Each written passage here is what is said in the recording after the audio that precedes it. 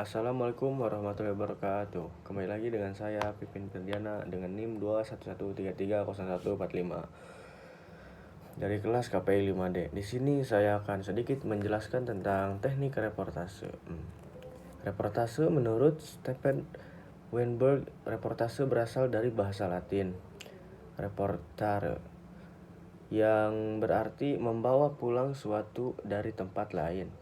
Bila dikaitkan dengan kegiatan jurnalisme, hal ini menjelaskan seorang jurnalis yang membawa laporan kejadian dari suatu tempat di mana telah terjadi sesuatu. Reportase pada dasarnya adalah suatu laporan secara menyeluruh yang berisi news ditambah dengan keterangan dan latar belakang. Bahkan juga dapat disertai dengan kesimpulan-kesimpulan. Reportase dalam arti luas dapat disamakan dengan penerangan, penyampaian sesuatu keterangan apa sesungguhnya di atas fakta dan data yang benar serta pendapat yang benar. Selanjutnya, syarat-syarat reportase. Pembatasan tanggung jawab.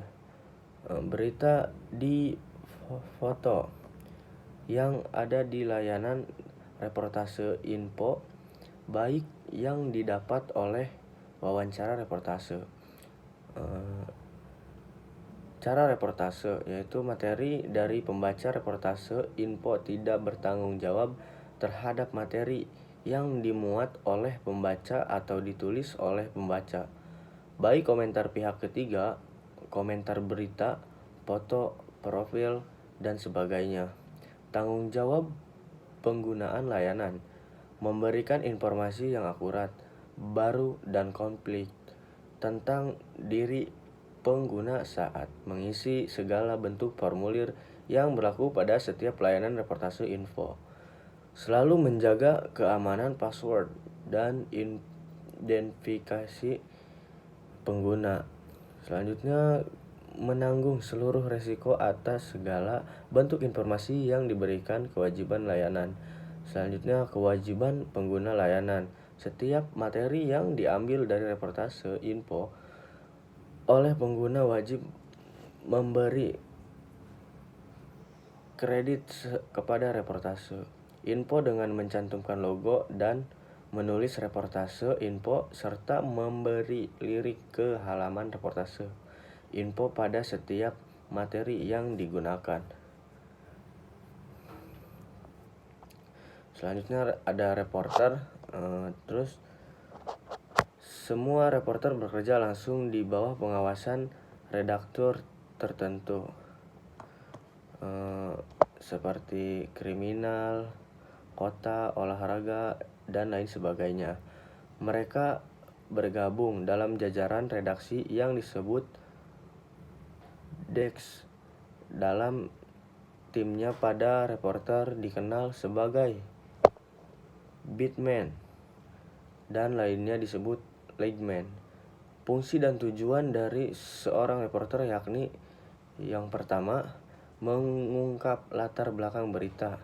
Yang kedua, menjelaskan keterkaitan berita satu dengan berita lainnya. Yang ketiga, menggali persoalan di balik peristiwa dan berita. Yang keempat, membuka pemahaman yang lebih luas dari pembaca atau khalayak. Yang kelima, mengungkapkan aspek mengapa atau why dan siapa dalam berita yang ditulis. Di sini juga ada keterampilan reporter. Keterampilan reporter ini ada 13. Yang pertama, pengumpulan informasi, penelitian, wawancara, analisis, keterampilan menulis, pemahaman etika jurnalisme, kemampuan memilih informasi, kemampuan menyusun waktu, keterampilan multimedia, keterampilan berkomunikasi, kemampuan mengolah stres, kemampuan berpikir kritis, dan terakhir kreativitas. Selanjutnya,